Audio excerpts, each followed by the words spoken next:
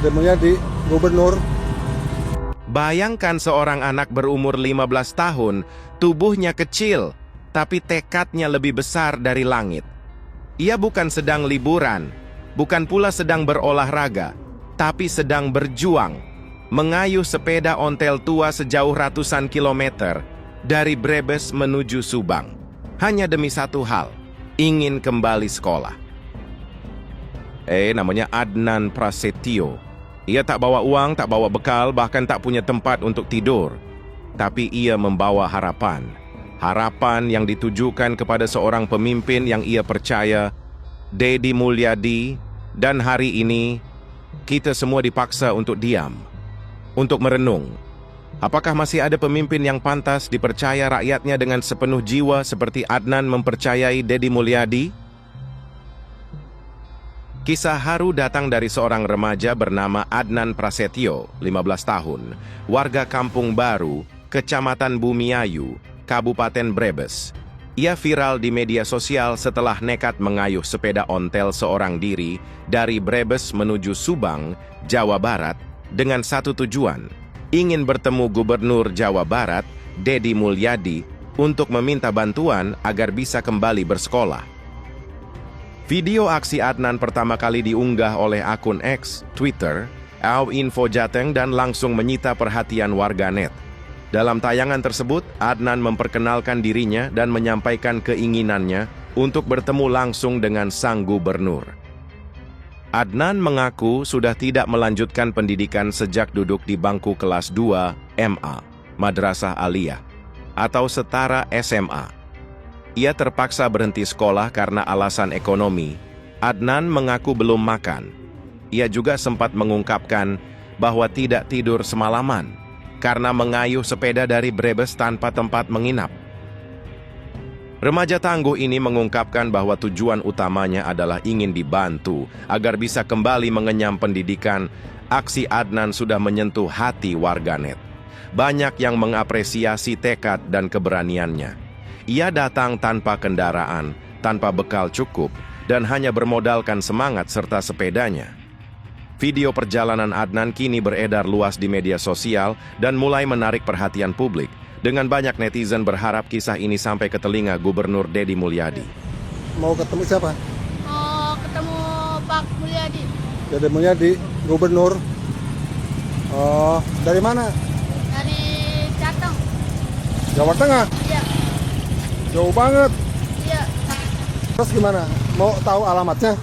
Ya, ini alamatnya benar nggak? Coba pengen tahu. Apa ini desa, alamat Lembur Pakuan, Desa Sukasari. Oh ya udah. Duduk dulu, duduk. Sini, duduk.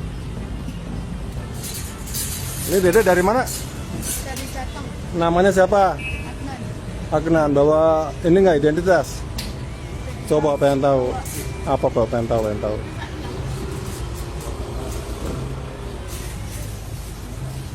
Dibuatin sama orang. Dibuatin. Coba sini pengen tahu, pengen tahu. Namanya Adnan Prasetyo, 15 tahun, Kampung Baru, Kabupaten Brebes. Nggak ada, udah sekolah. Sekolah udah keluar kelas 2 SMP, harusnya kelas 1 SMA sekarang. Kenapa keluar tuh? Nggak ada uangnya. Nggak ada uangnya. Jadi sekarang pengen ketemu Pak Gubernur. Udah izin sama orang tua? Orang tua udah nggak ada. Udah nggak ada. Kakak, adik, saudara? Saudara ada tapi di Jakarta nggak tahu. Sekarang Pak Gubernur lagi nggak ada karena hari libur ya. Udah makan belum? Belum. Belum. Minum belum? Cuma ada. Minum ada, udah makan. Nanti makan dulu ya. Ini dari sepeda dari mana nih? Dari Bumiayunya. Terus tadi malam menginap di mana? Yos. Hah? Goes. Goes? Enggak, semalam tidur di mana? Malam nggak tidur. Enggak tidur? Iya. Ya Allah tuh. Oh ya udah istirahat dulu ya. Nah. Tujuan ketemu Pak Gubernur tuh apa tujuannya? Dibantu. Iya. Terus kalau di sini nggak ada Pak Gubernur, rencana mau kemana? Ke Subang, ke Pakuan, pakai alamat yang tadi. Ya. Naik sepeda dari jauh kamu hati-hati. Pantura itu kan mobilnya gede-gede. Assalamualaikum Pak Teddy, nama saya Adnan. Saya dari Kabupaten Brebes, Kecamatan Bumiayu, Desa Maliarang. Saya kesini naik sepeda. Saya ingin ketemu Pak Teddy. Saya dari Brebes.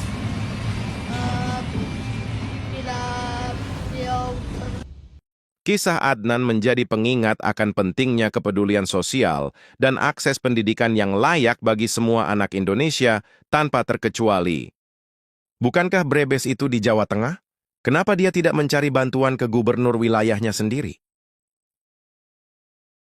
Secara administratif, benar.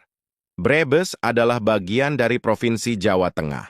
Saat ini, jabatan Gubernur Jawa Tengah diisi oleh penjabat PY Gubernur Nana Sujana menggantikan Ganjar Pranowo yang sudah selesai masa jabatannya. Namun, apa yang dilakukan Adnan bukan sekadar soal wilayah administratif. Ini bukan tentang peta. Ini tentang harapan, tentang siapa yang dia anggap mampu menjawab jeritannya. Adnan bukan tidak tahu kemana harus pergi, tapi ia memilih untuk menempuh jalan yang lebih jauh karena ia percaya di sana ada sosok yang akan mendengarkan tanpa birokrasi berbelit. Ia tidak datang ke kantor gubernur seperti tamu resmi, tapi ia datang sebagai rakyat yang membawa air mata. Dan yang ia tuju bukan gedung tinggi, bukan sofa empuk, bukan pejabat berpakaian dinas. Ia hanya ingin bertemu sosok Deddy Mulyadi, seseorang yang sudah dikenal luas karena hatinya yang besar, karena tangan-tangannya yang tidak kaku menolong, karena keputusannya yang sering melawan arus demi membela wong cilik. Pertanyaannya seharusnya bukan lagi, kenapa bukan Gubernur Jawa Tengah? Tapi mengapa Adnan lebih percaya pada seseorang yang bukan pemimpinnya secara administratif, tapi pemimpinnya secara moral dan spiritual? Ini harus menjadi cermin besar bagi seluruh pejabat negeri ini. Jika seorang anak dari Brebes rela mengayuh sepeda ratusan kilometer ke Subang demi bertemu pemimpin di provinsi lain, maka ada sesuatu yang salah dalam sistem, bukan salah anaknya, bukan salah jaraknya, tapi salah pada figur-figur pemimpin yang kehilangan sentuhan manusiawinya. Sebab rakyat bukan hanya butuh pemimpin yang bisa berpidato. Mereka butuh pemimpin yang bisa mendengar tanpa dijadwalkan, menolong tanpa menunggu perintah, dan hadir tanpa harus dipanggil. Deddy Mulyadi bukan malaikat, ia manusia biasa. Tapi ketulusan dan konsistensinya dalam merangkul rakyat kecil telah menjadikannya pemimpin luar biasa. Maka tidak heran, dari pelosok desa hingga batas provinsi, namanya menjadi magnet harapan. Dan hari ini, seorang anak 15 tahun bernama Adnan telah membuktikan itu dengan kayuhan sepeda dan air mata perjuangan.